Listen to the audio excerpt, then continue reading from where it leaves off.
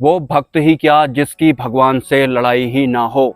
जो इंसान साधक, भक्त या फिर जिज्ञासु एवरेज होता है, तो जब वो आध्यात्मिक यात्रा की शुरुआत करता है तो वहाँ भी वो सिर्फ लेन देन तक ही सीमित रह जाता है, मतलब अपनी मनोकामनाएं पूरी करने तक ही सीमित रह जाता है। लेकिन अगर आप इतिहास देखेंगे तो जितने भी उच्च स्तरीय भक्त या फिर साधक रहे हैं, जिन्हें कि ईश्वर का सर्वश्रेष्ठ भक्त या फिर साधक कहा जाता है, उन सभी की अपने भगवान से या फिर अपने ईश्वर से लड़ाइयाँ हुई थी या फिर तर्क वितर्क जरूर हुए थे। इसलिए मैंने वीडियो के शुरुआत में ही बोला था कि वो भक्त भी क्या भक्त जिसकी अपने ईश्वर से लड़ाई ही ना हो। मैं अगर आपको अपनी ही बात बताऊं तो आज से लगभग 1.5 साल पहले जब हनुमान जी ने मुझे स्वप्न में दर्शन दिए थे, तो अपने उस स्वप्न के दौरान मैं हनुमान जी का वीडियो भी बना रहा था। और जैसे ही मेरा स्वप्न टूटा था, मैंने सबसे पहले लगभग 2 बार अपना मोबाइल चेक किया था कि जो मैंने हनुमान जी का वीडियो बनाया था वो है या नहीं। इसके अलावा आध्यात्मिक जगत के या फिर सूक्ष्म जगत के जितने भी अनुभव आज तक मुझे घटित हुए हैं, मोस्टली 70% में तो मैं वहाँ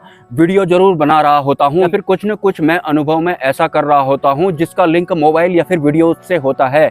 इस वजह से भी जो मेरे अनुभव होते हैं मैं वो साफ साफ वीडियो के माध्यम से लगभग 70% तो बता ही देता हूँ। मेरे पहले अनुभव में जब मुझे हनुमान जी ने दर्शन दिए थे, उसमें कुछ ऐसे दृश्य मुझे दिखाई पड़े थे जो मैं बिल्कुल भी समझ नहीं पा रहा था कि ये स्थान आखिर कौन सा है और यहाँ पर मैं कब गया था, इस जन्म में गया था या फिर पूर्व के किसी जन्म में गया था। लेकिन थोड़े दिन पहले गुरु पूर्णिमा के दिन जब मैं अपने एक सिद्ध गुरुजी से मिलने गया था, तो रास्ते में एक ऐसा स्थान आया था जहाँ पर मुझे आने टाइम और जाने टाइम रुकना पड़ा था। तो जहाँ पर मैं रुका हुआ था वो वही स्थान था जिस स्थान को मैंने आज से 1 या 1.5 साल पहले हनुमान जी ने जब मुझे स्वप्न में दर्शन दिए थे, उसी स्वप्न में मैंने वो स्थान देखा था। और जब मैं उस एरिया में पैदल चल रहा था तो मुझे उसी स्वप्न की याद आई थी।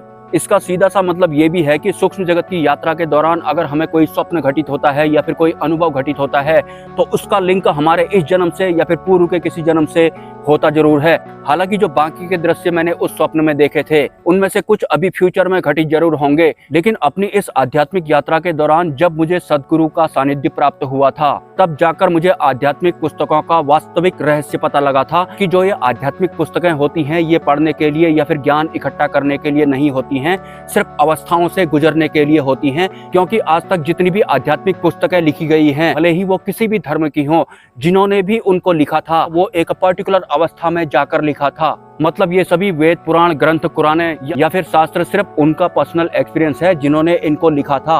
उनके अलावा ये किसी का भी पर्सनल एक्सपीरियंस है ही नहीं। तो फिर मैं भी इन आध्यात्मिक किताबों के चक्कर में बिल्कुल भी नहीं पढ़ने वाला था, जैसा कि एक आम इंसान या फिर साधक आध्यात्मिक किताबों को पढ़ने तक ही सीमित रह जाता है। इसके अलावा एक सच अगर मैं आपको बताऊं तो जो भगवान शिव हैं, जो भोलेनाथ हैं, मेरा मनोभाव उनके लिए कुछ ऐसा रहा करता था कि भोलेनाथ, ये जो वासुकी महाराज को आपने अपने गले में धारण किया हुआ है या फिर गले में भोलेनाथ, ये जो वासुकी महाराज को आपने अपने गले में धारण किया हुआ है या फिर लपेटा हुआ है, नागराज को आपने धारण किया हुआ है या फिर नागराज ने आपको धारण किया हुआ है, मुझे सत्य जानना है। मैं इन किताबों के चक्कर में नहीं पड़ूंगा। ठीक ऐसा ही जो विष्णु महाराज हैं, उनके प्रति भी मेरा मनोभाव कुछ ऐसा ही रहा करता था। ये जो शेषनाग को आपने धारण किया हुआ है या फिर जिस शेषनाग के साथ आप हमेशा दिखाई पड़ते हैं, शेषनाग को आपने धारण किया हुआ है या फिर शेषनाग ने आपको धारण किया हुआ है। और तो और जो ब्रह्मा जी हैं, जिनके साथ ना तो शेषनाग दिखाई पड़ते हैं ना ही वासुकी महाराज दिखाई पड़ते हैं, लेकिन उनके प्रति भी मेरा मनोभाव कुछ इस तरह का हुआ करता था कि 2 देवों ने तो नागराज को धारण किया हुआ है या फिर नागराजों ने इन 2 देवों को धारण किया हुआ है, तो आपने भी 101% किसी न किसी नागराज को धारण जरूर किया होगा या फिर किसी न किसी नागराज ने आपको भी जरूर धारण किया होगा। हालांकि वो सूक्ष्म अवस्था में भी हो सकता है। इस तरह के सवाल इन त्रिदेवों के प्रति मेरे हुआ करते थे।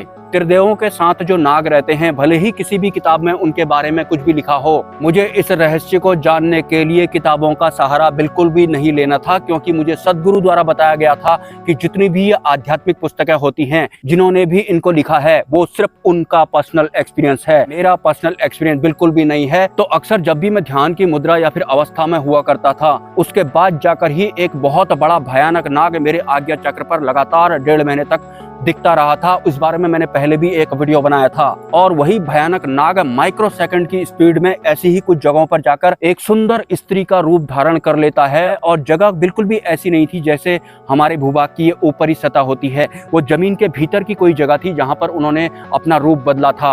और वहां पर भगवान शिव की नागेश्वर की मुद्रा में एक बहुत ही ज्यादा विशालकाय मूर्ति थी और उनके चारों तरफ बहुत सारी शक्तियां विचरण भी कर रही थी। वास्तव में प्राचीन सभ्यताओं की जो मूर्तियां आपको दिखाई पड़ती हैं, जिनमें कुछ मूर्तियां आधी नाग होती हैं और आधा शरीर उनका इंसान जैसा होता है, या फिर आधे वो इंसान जैसे दिखाई पड़ते हैं, आधे कुछ अन्य पशु पक्षियों जैसे दिखाई पड़ते हैं, इस तरह के जीव वास्तव में हमारे इस धराधाम पर सर्वाइव किया करते थे। और जिनको नागेश्वर कहा जाता है, नागेश्वर का मतलब होता है नागों के ईश्वर, मतलब हम इंसानों के ईश्वर नहीं, नागों के ईश्वर, जो कि भगवान शिव हैं, जिन्हें कि पशुपति भी कहा जाता है। और भगवान शिव जो हैं उनकी अनंत और असंख्य रूप में फॉर्म्स हैं। वास्तव में मौजूदा समय के इंसान नागेश्वर को जो अपना भगवान यानी मनुष्यों का भगवान समझकर उनकी पूजा करते हैं, वो हम मनुष्यों के भगवान नहीं हैं, वो नागों के भगवान हैं, जिनको कि नागों द्वारा ही स्थापित किया गया था। तभी भगवान शिव को नागेश्वर नाम से भी जाना जाता है। मतलब जो भगवान शिव हैं मनुष्यों के भगवान के रूप में